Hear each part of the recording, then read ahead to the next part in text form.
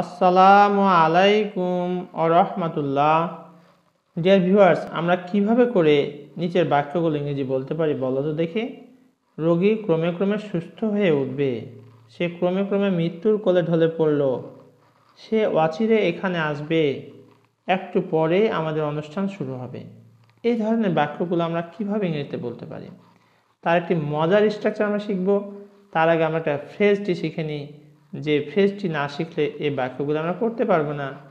By and by এর অর্থ হচ্ছে ক্রমে ক্রমে, অচিরেই, কালক্রমে, একটু পরেই বা অচিরে।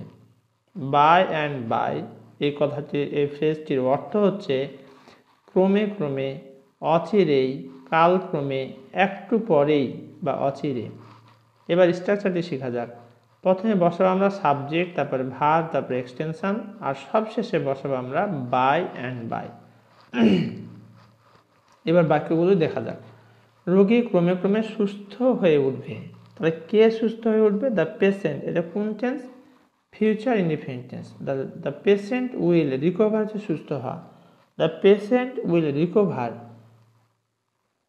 ক্রমে ক্রমে এর অর্থ হচ্ছে বাই অ্যান্ড বাই। তাহলে the patient will recover by and by. সে ক্রমে ক্রমে মৃত্যুর কোলে ঢলে পড়ল। He fell into the arms of death by and by. He fell into the arms of death by and by. সে ক্রমে ক্রমে মৃত্যুর কোলে ঢলে পড়ল।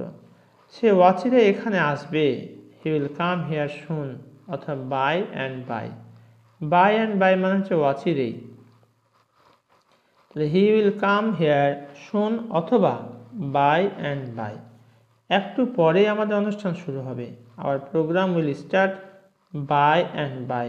একটু পরেই ইংরেজি হচ্ছে বাই অ্যান্ড বাই অথবা shortly. Our programme will start shortly. এবার তোমাদের কাছে আমার একটি প্রশ্ন, এটি ইংরেজি কী হবে তার ঝটপট কমেন্ট সেকশনে জানিয়ে দাও। অচিরেই তোমরা লক্ষ্যে পৌঁছবে। অচিরেই তোমরা লক্ষ্যে পৌঁছবে।